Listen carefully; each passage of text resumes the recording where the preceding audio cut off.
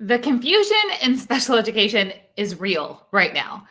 I was just doing a training with Master IP coaches and had a question from one of the Master IP coaches about distance learning plans and IEPs. So, first of all, tell me right now, are you in person learning, hybrid learning, all virtual learning? Where's your district at? Many of you have had a distance learning plan built for your child. If you're a teacher, you're building them for your students because of all the school shutdowns that happened.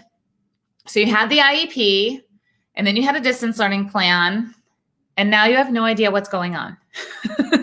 Anybody feeling the confusion? There was a lot of worry from some of the parents that the Master IP coaches have been working with about which document is in effect, the IEP or the distance learning plan. And here's the deal.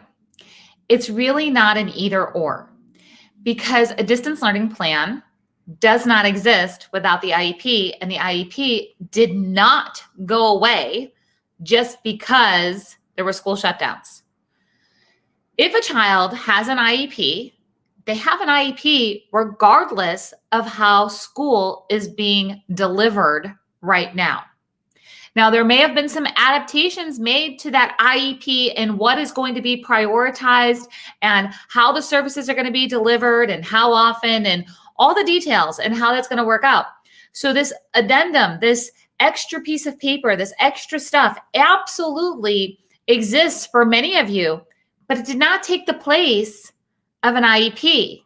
The IEP still stayed in effect with the understanding that this distance learning plan was going to clarify how the IEP would be implemented during this time. So I want you to know that unless there was an end date on that distance learning plan, it's probably still in effect, assuming that your district is still in some type of hybrid or virtual learning situation. If you're back in person, that distance learning plan probably went away, but it's still there and ready to be used if your school goes back into virtual or hybrid learning again. So it's really important that you understand that it's not an either or. I don't want any parents or teachers thinking that because we have a distance learning plan that the IEP went away. This distance learning plan, again, it's going to prioritize what needs to be happening. But here's the thing.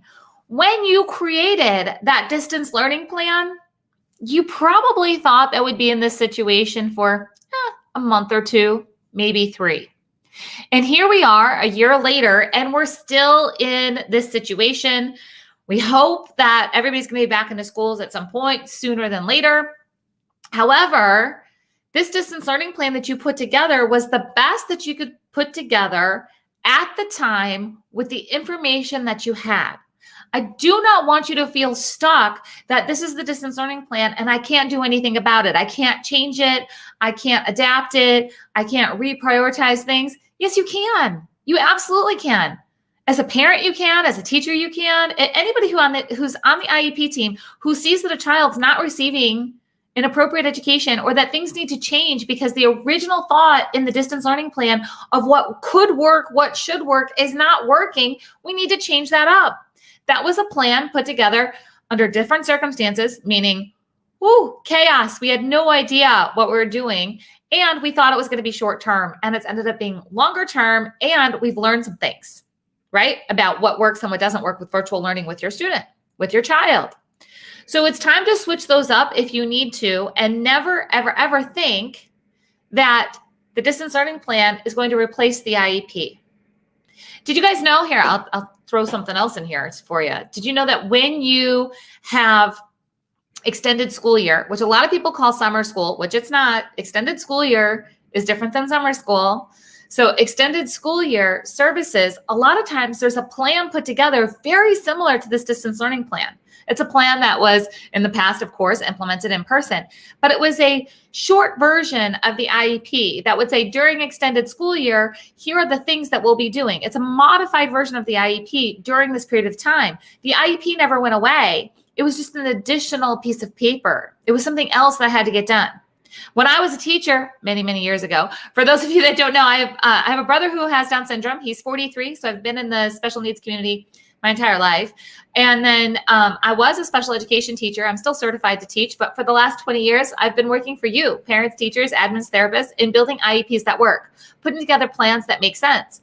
So when I was a teacher, I had all my students' IEPs, but I volunteered to teach during the summer.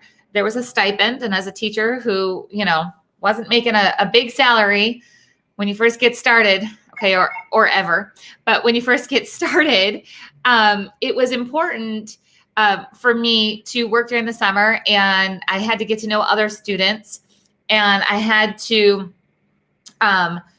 learn how to implement extended school year, which is totally different than implementing an IEP during the school year.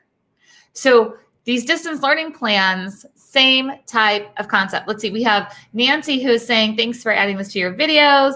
You're very welcome. Let's see, I have seen plans at school changing so often that it gets overwhelming for families. And it is. It's overwhelming for families. It's overwhelming for teachers. It's overwhelming for the students because the expectations keep on changing. But if you keep on changing the plan for the better, and that's what I want you guys to hear, like you're not choosing an IEP over a distance learning plan. You have both.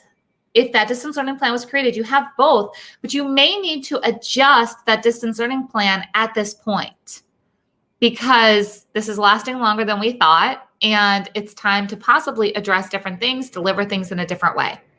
In that. So I want to make sure that you guys know that there's a free training coming up on Tuesday, and you can grab that over at masteriepcoach.com.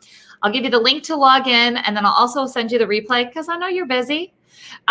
So go over to masteriepcoach.com to get the free IEP training where we can talk about all things just like this, but I'm actually going to give you 3 critical IEP mistakes that are happening right now and the first step on how to become a master IEP coach. So I hope to see you guys over there. Remember that no matter what stage we are in person, hybrid, or virtual learning, that every IEP is meant to provide an appropriate education to meet a child's unique needs and to prepare a child for further education, employment, and independent living. IEPs are not about being like the other kids, learning to act like the other kids, learn like the other kids. It's about really diving into what do we need to do together to make sure that this child is as independent as possible in those areas of further education, employment, and independent living. I hope to see you guys over at the training next week. Hop over to masteriepcoach.com to get your link, and I'll see you guys then.